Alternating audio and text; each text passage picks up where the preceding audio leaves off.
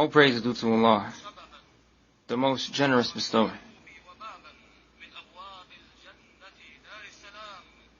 His favors are abundant and His kindness is all-encompassing.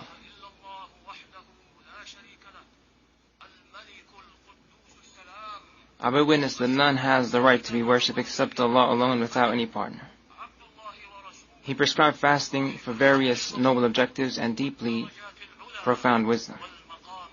I further bear witness that our leader and Prophet Muhammad is Allah's worshipping servant and messenger. O Allah, grant your commendation and protection to your messenger as well as to his virtuous family and companions.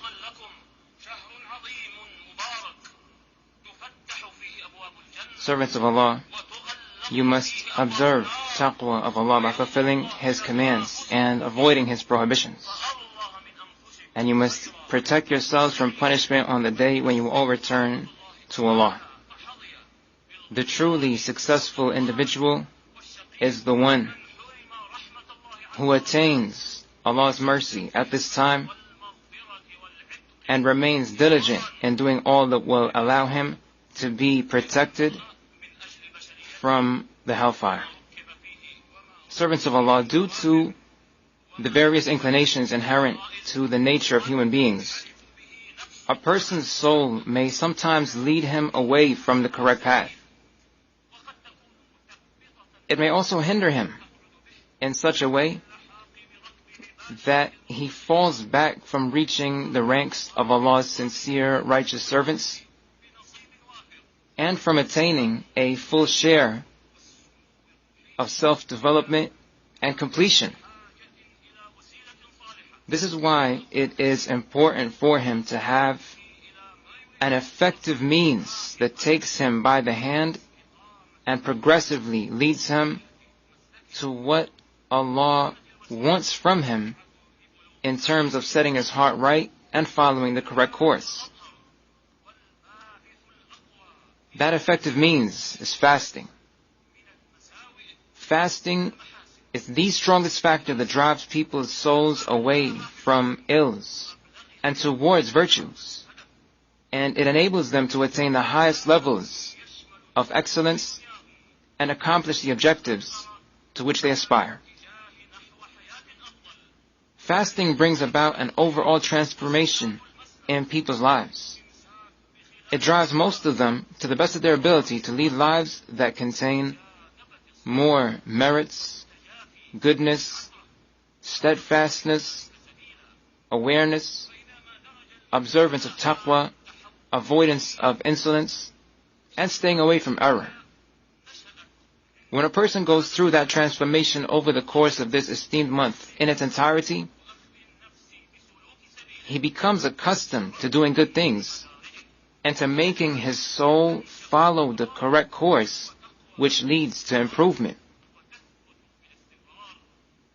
This comes about with patience, practice, and repetition, and those are the means to firmly instilling such traits within oneself. There is no doubt that a complete month of diligence in various virtuous deeds and purifying one's soul yields very strong and lasting effects.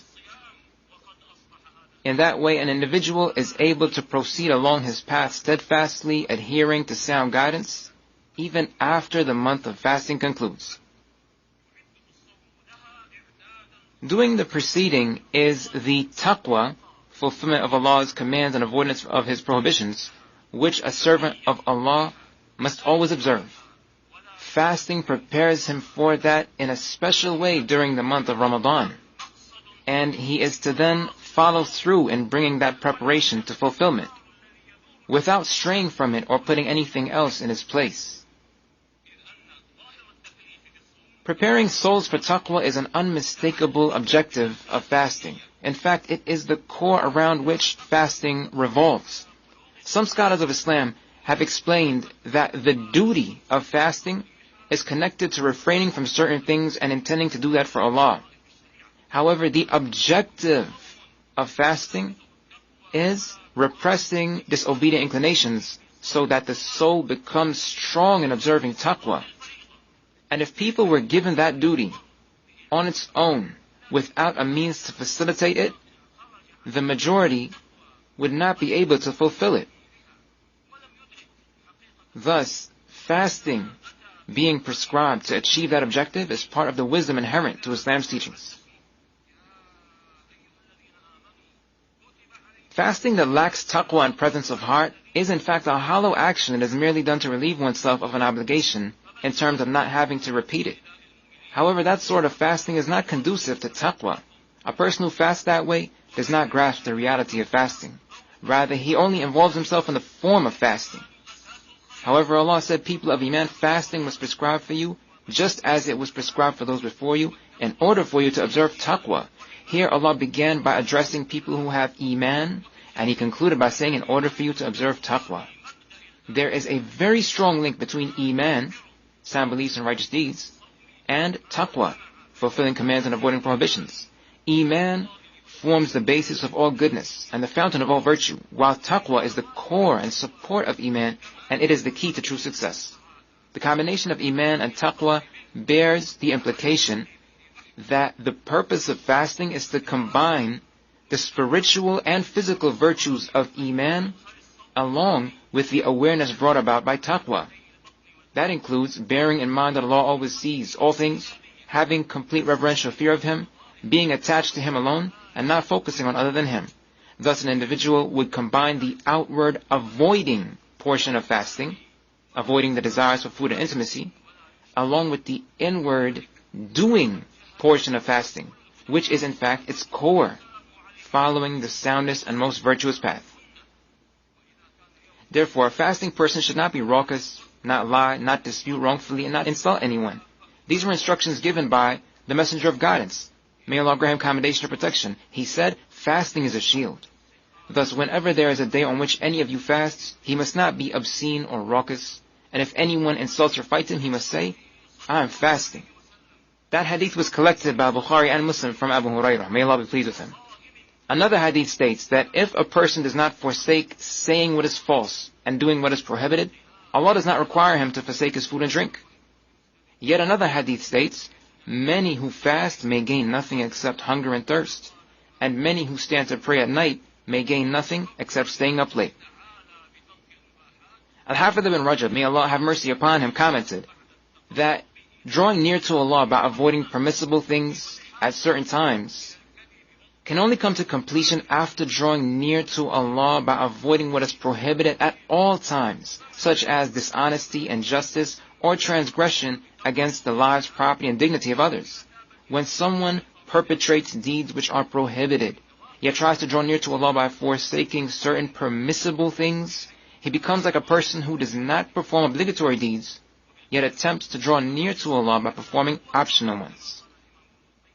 Nonetheless, the majority of scholars hold that the fasting of such a person fulfills the obligation, and he is not required to repeat it. Al-Imam ibn al-Qayyim, may Allah have mercy upon him, commented that the support which fasting gives a person in observing taqwa is well known. There is nothing as effective as fasting that gives a person support in observing taqwa, remaining within Allah's limits, and avoiding Allah's prohibitions. The prescribed fasting is a testament to the fact that the one who prescribed it has utmost wisdom and utmost mercy, and that he prescribed fasting out of kindness and mercy towards his servants. He did not do it to deprive them of their provisions, or for it to be a mere act of punishment and one which has no wisdom or advantage. On the contrary, it has immense mercy and advantage for people. Fasting this blessed month, as prescribed by Allah, and according to the practice of Allah's Messenger, may Allah grant him commendation and protection, is like a message that goes right to the heart and mind, and makes a deep impact. It is necessary for our ummah to present that message to the world as clear proof of complete submission to Allah, compliance with His commands and prohibitions, and giving His directives priority over everything else that is beloved to us. It is a message that must be presented as a sign of purifying and uplifting the soul, as well as an indicator of brotherhood by bolstering ties and spreading mercy, care, support, and compassion. This is especially the case during the current time of distress, which has subjected many to illness and hardship due to the pandemic that has swept through people's lands and encompassed our world. Thus, there is a pressing need for people to be all the more merciful, caring, compassionate, and cooperative until Allah, out of His grace and mercy, permits the removal of the harms which have afflicted people at large. May Allah enable us all to glean benefit from the guidance of His book and the sunnah of His Prophet. May Allah grant Him commendation and protection. I say this much, and I implore Allah, the most magnificent and majestic, to forgive the sins of myself, you, and all who submit to Him in Islam. He is indeed the continually forgiving, the bestower of mercy.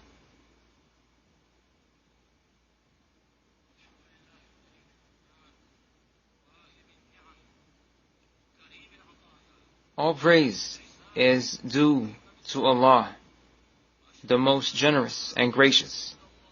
I bear witness that none has the right to be worshipped except Allah alone, without any partner. And I further bear witness that our leader and Prophet Muhammad is Allah's worshipping servant and messenger. He will be granted the Hawd and the highest ranks of Jannah in the hereafter. O Allah, grant continuous commendation and protection to your worshipping servant and messenger Muhammad, as well as to his family and companions. Servants of Allah, some additional prominent objectives of fasting include training the soul to make sacrifices, prompting it to be giving, urging it to bear difficulties in life, and making it accustomed to persevering to adversities. Fasting weans the soul off of certain enjoyable things that are otherwise permissible. It obligates the soul to bear the pain of hunger and the heat of thirst. And it also keeps the soul's inclinations under control, so that the soul would not become agitated or do things which nullify a person's fast or detract from it. This sort of weaning involves various sacrifices made by the person who fasts, and he is to do that seeking to please Allah, as well as out of his unwavering belief in Allah's promise of profuse reward. The sacrifices made during Ramadan are not confined to specific things. Rather, there are many different ways that sacrifices are made, and people try to be foremost in doing what has been prescribed so as to attain Allah's promised rewards. Just as sacrifices are made in terms of rest and enjoyment which is otherwise permissible, sacrifices can also be made in terms of money, which is intensely beloved to the soul. It is a love that pervades the soul very strongly all the way until the end of a person's life. Allah said, "And your love to hoard wealth is truly intense." Additionally, Abu Hurairah, may Allah be pleased with him, narrated that Allah's Messenger, may Allah grant him commendation and protection, said, "Love for two things remains young even in the heart of an elderly person: loving to live for a long time and loving to have wealth." This is collected by Bukhari and Muslim. That love is clearly apparent in how much greed people have for wealth, how miserly they are with it, and the fact that they do not feel at peace giving any of it up without receiving something even greater in return. Sacrificing in that area by being generous produces various praiseworthy results, including softening the heart of the fasting person and refining his feelings in such a way that he not only thinks about himself, but rather becomes selfless and caring towards others. That prompts the individual to be sensitive towards the need others have for his consolation and giving. Thus, he should give as much as he feels at peace giving, and maintain full certainty that Allah the Most Exalted would reward him immensely and compensate him with what is far greater and better. Making sacrifices brings about a certain sweetness, and giving brings about happiness. This is why part of the reward for fasting is the happiness which a fasting person feels due to sacrificing things that are beloved to him. Al-Bukhari and Muslim collected a hadith from Abu Hurairah, may Allah be pleased with him, who narrated that the Prophet, may Allah grant him commendation and protection, said, "A person who fasts experiences joy twice. He rejoices when he breaks his fast, and he will rejoice when he meets his Lord.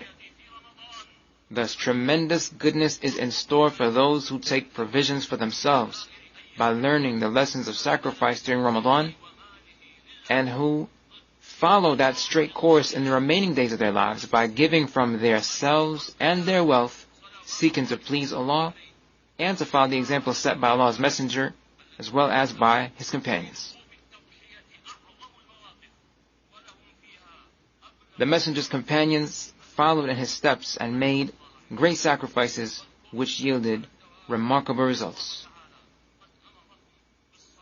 Therefore, servants of Allah, you must continue to observe taqwa, and you must always remember that Allah, the Most Exalted, instructed you to invoke commendation and protection upon His Messenger, who was the best individual among all of creation. O Allah, grant commendation to Muhammad and the family of Muhammad, just as you granted commendation to Ibrahim and the family of Ibrahim. O Allah, grant your blessings to Muhammad and the family of Muhammad, just as you granted blessings to Ibrahim and the family of Ibrahim. Indeed, you are most praiseworthy, most glorious. O Allah, be pleased with your Prophet's 4 successors, Abu Bakr, Umar, Uthman, and Ali, as well as all of his companions and all who continue to follow their path. O Allah, grant strength to Islam and those who submit to you in Islam. O Allah, protect the lands of Islam and defeat those who are enemies towards you and towards the religion you prescribed. O Allah, grant support to your book, the Sunnah of your Messenger, and your obedient worshipping servants who sincerely struggle in your path. O Allah, grant us safety in our lands and make our leaders individuals who are righteous people. O Allah, guide our leader to all that you love and are pleased with. O Allah, grant our leader and his deputy direction to all that will be best for your servants and their lands. O Allah, we call upon you, the one to whom we will return in the end. O Allah, you are our guardian Lord and protector. O Allah, we ask you to rectify matters of our religion. We ask you to rectify matters of our life in this world, and we ask you to rectify for us matters of our life in the hereafter. We implore you to make life a source of more goodness for us, and to make death for us a source of rest from all harms and ills. O Allah, we implore you to grant us your pardon and your mercy, and if you choose to take us back to yourself, we implore you to protect us from disgrace and punishment. O Allah, we seek refuge with you from the well-being and blessings you grant us coming to an end suddenly. O Allah, we seek refuge with you from your blessings coming to an end, and we seek refuge with you from all things that incur your wrath. O Allah, we seek refuge with you from all things that anger you. O Allah, we seek refuge with you from all forms of diseases, whether they are those of the body or the mind. O Allah, we seek refuge with you from all ailments and ills, whether of the body or of the mind. O Allah, we ask you to cure our ailing. O Allah, we implore you to heal our ailing. And we ask you to enable us to achieve the objectives we have which please you. O Allah, we implore you to grant the best of rewards to all who give from themselves in the efforts they expend in all sectors in terms of combating the current pandemic and limiting its spread. O Allah, we implore you to grant them the best of rewards for all of the efforts that they expend. O Allah, we ask you to protect them from all harms and all ailments and diseases. O Allah, we seek refuge with you from all ills and evils. O Allah, we beseech you to remove the pandemic which has currently pervaded our entire world. O Allah, grant us good in this world, grant us good in the hereafter, and protect us from torment and the hellfire. O Allah, grant your commendation and protection to your messenger Muhammad, as well as to the messenger's family and companions. And all praise is due to Allah, the Lord of all creation.